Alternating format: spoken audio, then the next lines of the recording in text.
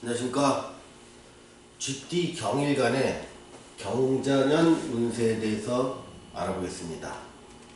자, 쥐띠의 경일간이 경자년이라는 새를 맞이하게 됐습니다. 자, 천간의 주에 미치는 영향은 경일간한테는 비견이라고 영향을 미칩니다. 또한 같은 일간을 봤을 때 자기 일간과 또 천간에 들어온 천간의 글자, 그 세운에서 들어온 천간의 글자가 같은 글자일 경우에는 어떤 분신대좌라는 현상도 나타나게 됩니다.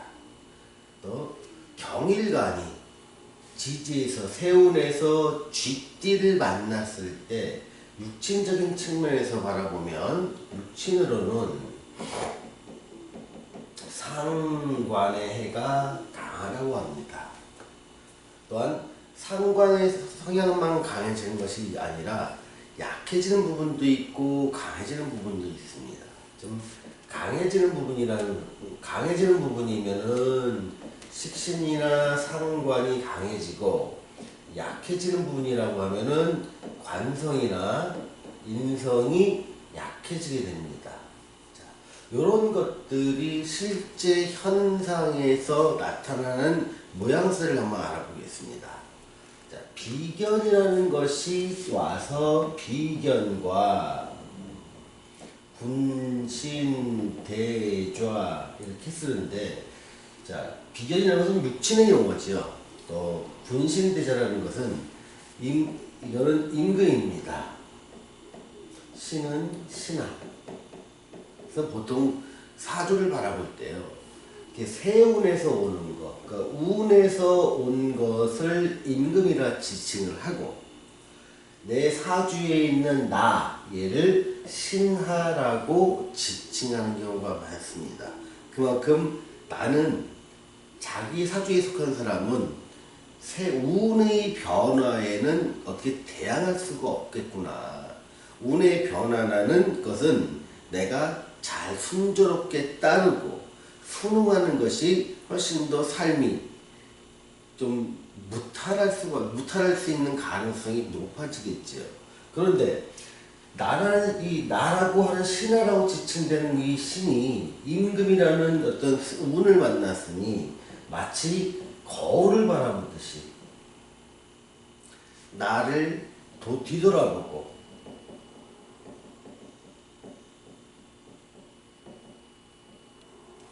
또 나를 뒤돌아보면서 내가 지금 하고 있는 일이 맞는지, 내가 지금 목표로 하는 것들이 과연 옳은 것인지, 목표대로 잘 가고 있는지 스스로를 한번 점검해 보는 것입니다. 마치 거울을 보면서 내 옷의 매무새를 잘 점검하듯이 이렇게 같은 글자를 봤을 때 나를 한번 되돌아보는 이런 기회가 생기게 되고요. 다시 한번 점검하게 됩니다. 또 신하가 임금 앞에 섰으니 마음이 편하지만은 않겠죠. 좀 많이 긴장되는 상황이 나타나야 되겠죠.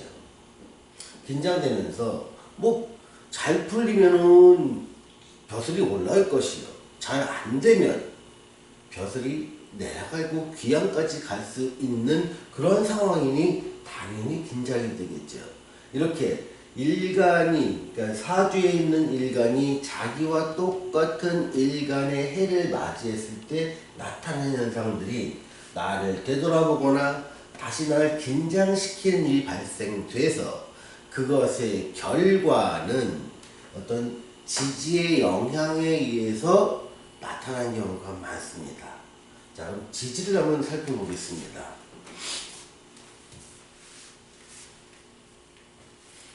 자, 지지는 육친과 상관의 기운이 강해진다고 했습니다. 육친으로서는 상관의 기운이 강해진다고 했죠. 이게 지금 강해지는 것과 약해지는 것이 어떤 거냐에 따라서 소위 말하는 다양한 여러분들이 생각하는 운이라는 것이 작용을 하게 됩니다.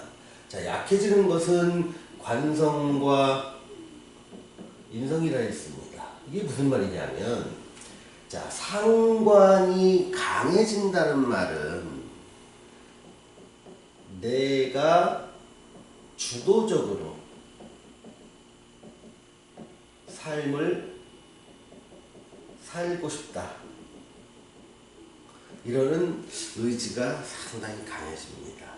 그래서 내가 주도적으로 살고 싶다는 얘기는 것은 누군가 나에 대해서 뭐 지적을 하거나 아니면 내가 원치 않는 일을 자꾸 시키거나 했을 때 나는 강한 반발력이 생깁니다. 다른 때도 그럴 수 있겠지만 특히 운에서 상관이 강해질 때는 윗사람과의 마찰이 상당히 강해질 수 있습니다. 그래서 이런 경우는 윗사람과의 마찰이 강해질 수 있었고, 보통 상관이 강해졌을 때 당연히 따르는 게 구설, 잡음, 소모, 이런 것들이 따른다고 되어 있습니다. 근데 그 원인을 보면 상관이 강해짐과 동시에 관성이나 인성이 약해지기 때문입니다. 자, 관성이라는 것은 뭐냐면 나를 스스로 제어하고 또 참고 견디는 것. 그러니까 나를 스스로 참고 제어하고 견디는 힘은 약해지고, 인성은 차분하게 스스로를 다독이는 겁니다. 자, 좀 약해지는 부분은 나를 제어하고 참고 견디고 하는 부분과 차분하게 나를 스스로를 다독이는 이러한 성향은 나한테 약해지면서 내가 주도적으로 세상을 살고 싶고 내 의견을 적극적으로 내고 내 주장을 적극적으로 주장하다 보니까 주변 사람과 마찰이 당연히 발생되는 것이고, 그것을 구설이나 잡음이나 소모전이라고 얘기를 한 것입니다. 그러면 상관이 강해질 때 정말 이렇게 나쁜 일만 있느냐? 절대 그렇지가 않습니다. 장점을 한번 살펴보면요, 상관이 강해질 때 사람들은 창업을 하는 경우가 많습니다. 두 번째, 내가 창업을 한 사람이라면 새로운 서비스, 또 물품, 제품, 이런 것들을 개발해서 시장에 내놓게 됩니다. 이럴 경우에 그 상품이 히트치게 되고 새로 만든 메뉴가 히트를 치게 됨에 따라서 자금적인 흐름은 상당히 좋아질 가능성이 높아지는 것이죠. 자, 그러면 여기서 그럼 내 재물은 어떻게 되느냐? 재물은 보통 이런 경우에는 재물이 어떤 잘 되기 위한 투자가 동반되기 때문에 이 투자는 내가 새로운 서비스나 물품이나 제품을 만들기 위한 투자가 되거나 또는 내가 창업을 하기 위한 투자가 되거나, 그러면서 나한테는 일시적으로 내 돈이 나가고 투자되고 하는 현상들이 일어나는 것인데, 이러한 투자는 당연히 미래에 있을 어떤 내 그 재물적 성취, 돈 벌기 위한 투자의 개념으로 생각하시면 맞습니다. 만약에 관성이 약해지고 인성이 약해지기 때문에 이러한 경우에는 나를 제어하고 참고 견디는 힘이 약해지는 현상은 뭐로 나타나냐면 직장 내에서의 갈등으로 나타납니다. 그것이 내가 원하든 원하지 않든 직장에서 뭔가 문제가 발생해서 안정되게 그 직장을 계속 다니는 것이 상당한 스트레스로 다가오기 때문에 여러분들한테 경일관이면서 쥐띠인 분이 내년도에, 2020년도에 직장 생활을 쭉 할 때는 아마도 상당한 스트레스가 있지 않을까 생각합니다. 그런 스트레스를 줄이는 방법은 중앙부처에서 멀어지는, 그냥 해외 근무를 하거나 지방 근무를 하거나 이렇게 하면서 내가 중앙부처에서 나한테 오달내는 상관들이 많은 곳, 거기서 조금 멀어진 곳에 근무를 할 때는 훨씬 더 직장 생활이 수월해지고 또 내 실적 또한 매우 높아지게 됩니다. 다분히 내년 이 경자년에는 경일관 쥐띠로서는 내가 얼만큼 내 일의 주도권을 확보하는가 여부가 1년을 잘 보낼 수 있느냐 그렇지 않느냐의 갈림길로 될 것으로 보입니다.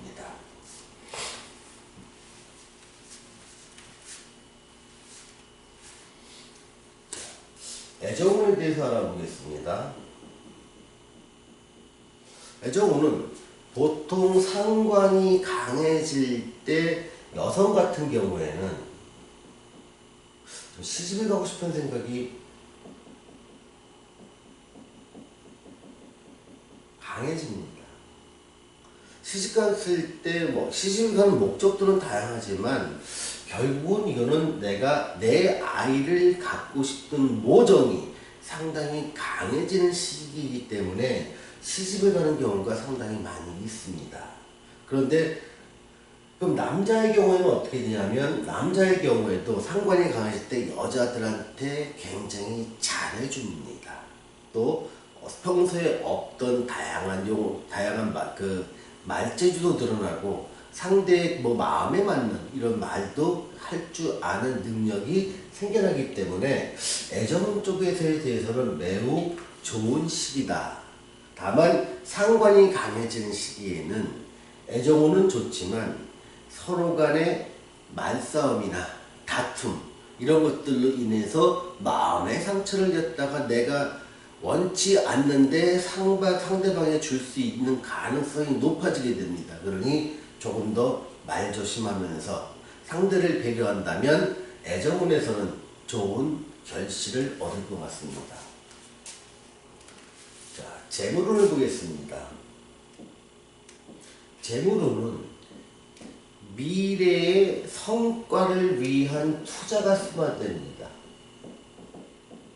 이건 일시적으로 내 돈은 나가지만 이것은 엄연히 더 많은 돈 벌고 더 안정적인 수입을 위한 일종의 투자 개념이다.